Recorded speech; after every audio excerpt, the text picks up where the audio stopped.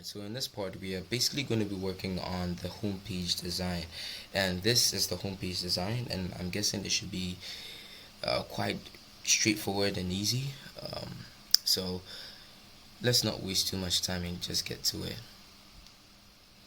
Alright, so I quickly want us to be able to work on the homepage design as promised.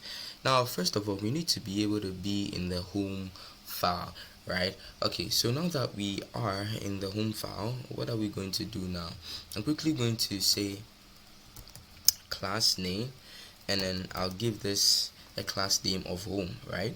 Then I'll quickly clean, or even if I don't want to clean it, what I can do is I can just come here and give it a get started,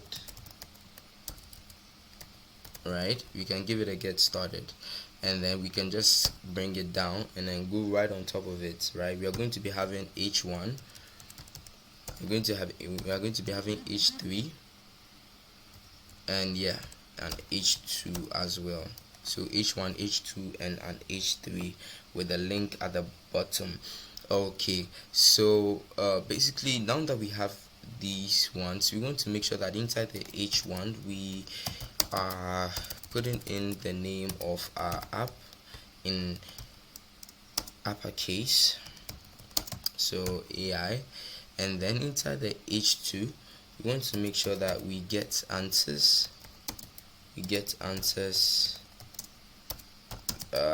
Find, I think this one I just copied it from OpenAI, so I'll just yeah, just copy this, right? And then we just put it in here, and then we'll copy this one too as well, right? Just speed up the process, and then we put it here.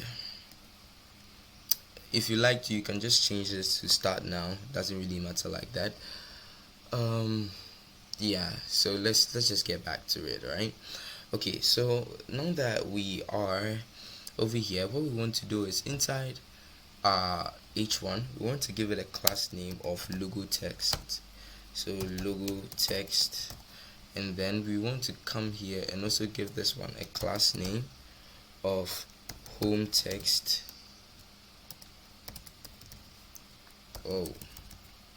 Home text. Okay, then we can come down here and give this one to a class name of sub home text.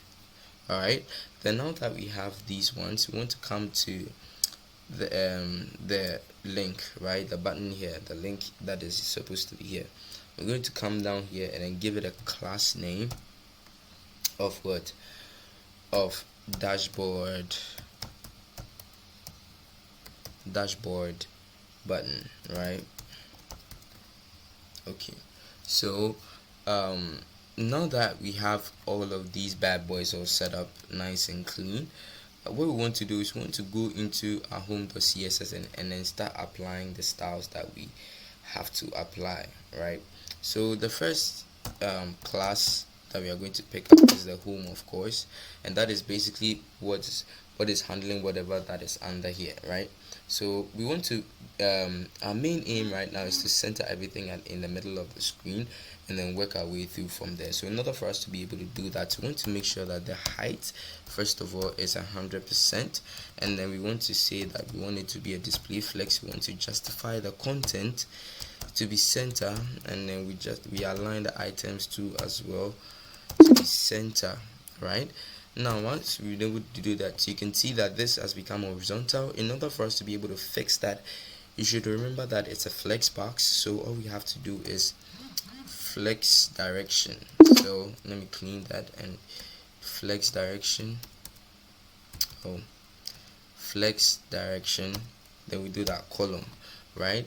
So now that we've been able to work on flex direction, you can see that these ones to seem to be on the left side of the box it's occupying, right? So in order for us to be able to fix that, we want to make sure that they are aligned at the center so things look more uniform. All right, let's not stress ourselves, let's just come and then do text align center. Okay, now we have this, but you can see that they all seem to be clamped up, right? well, let's not waste no time, and let's just add a gap of 10 pixels. Alright, so you can see that there's now some space in between all of them. Okay, now that we have this working out like how we want it to be working out, we want to first of all work on the application title here, the main title here, the main name here, right? Now, in order for us to be able to work on it, when we come here and we come and check and look, you can see that this is the logo text, right? So we'll come down and then we'll take the logo text here, and then inside we are going to set the font size to be 128 pixels, 128 pixels, nicely. Maybe it's a little too big. Let me make it 120. No, it's no, it's effed up. I like it 128 because I don't know, it just seems so aligned like this, right? And let me increase the, yeah, it's better, so yeah, let's keep it 128. All right, so 128, and then we set the background. We want to make sure that the background is a linear gradient, and then this linear gradient we are going to set a 2 and right, and then we are going to bring in our comma, and then the first and let me basically talk about what the linear gradient is doing. So you are saying that we want the background to be a linear gradient, right? And then we want to make sure that the direction of which you are passing in as the first argument, right, is going to be what, from the left to the right, right? So you can just do to right or to left. It's basically based off your preference, right? Based on your preference. So I would just say 2ECC 40, and that should give us some green. Yeah, should give us a green color, and then we will basically take, I think, teal. I think where I usually get my colors from is CL. Yeah, oh, this one, right? So you can see if we copy this color, we can put this color here as well. Okay, then now that we have this all worked out, you can see that it's on the background here. Don't worry, we'll fix that. Now, in order for us to be able to fix that, we want to make sure that we set our color to transparent first of all, right? We can try this. Now the text is missing. Don't worry, don't shake, right?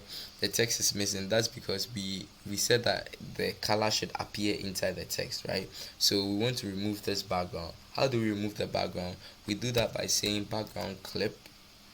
Okay, background clip, and then we select text, and then you can see that it's here, right? Now there's one more thing that we need to add. We need to add a WebKit background clip to as well. Okay, then we set that to as text, right? Now we are set to move on. Okay, so now that we have these bad boys all set up, we want to move on to basically the H2, which is obviously the home text here, right? This one. Okay, but it's like the H2, we do not need to style it because it sort of seems to be in the same position as we expect it to be. So maybe later, but for now let's just leave it just the way it is. And what we'll basically do is I'll come down to I think the sub home text. Yeah, sub home text. So that should be our H3 that is here. Okay, then inside this we'll just apply a few things, right? So first of all, we want to say that the font weight is going to be 400, and then we set the max width to be what, 70%. Okay, now you can see that there's been some more alignment over here, and that is awesome. Okay, so now that this one has been set up nicely, we want to move on to the dashboard button. Now for the dashboard button, I don't want to type this out so I'll just copy this. Okay, then I'll bring my full stop or my period, and then I bring the class name, and I now come and add my paddings. So we say the padding left and right. This thing does confuse me, honestly. It does confuse me. So yeah, I think we can try to learn it together, right? So we say border 1 pixel solid red, right? And then we can see that there's a border here. So let's start applying our padding so that we don't forget the next time. So if we say 15 pixels, right? Okay, you can see that it's applying to both of it, right? Both of these. And we'll say 0 pixels at first. Okay, so basically the first one is the first pixel that we apply is basically for the top and down, right? And then the next one is for left and right, obviously. So let's quickly reset this one as what? 25 pixels. Okay, now we can clean out this our border. We just use it to learn something new. Alright, so we have this background color. And this background color, we are basically going to be using this same color for the background color here.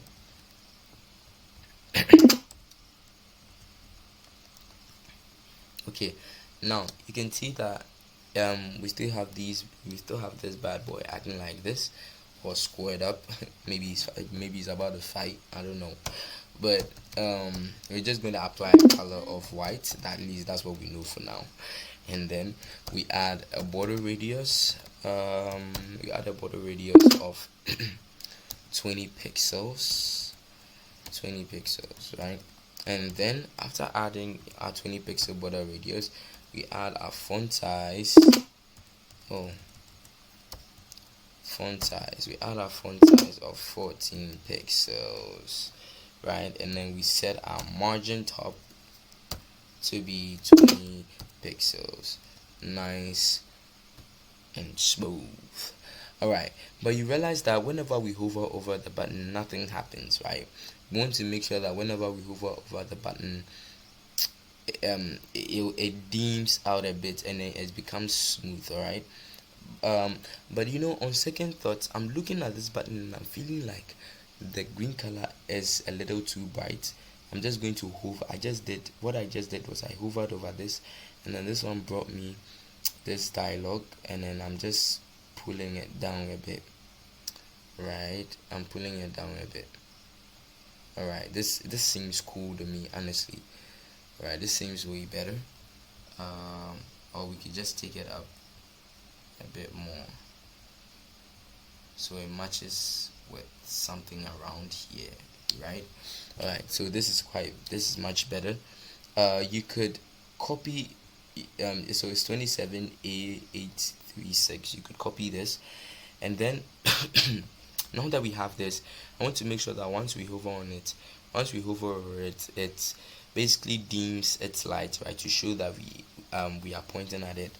Now, in order for us to be able to do that, we can basically come here and copy this whole thing, paste, and then we set the hover property. Set the hover property here, and then we set it to transition. Sorry. Okay, just clean this.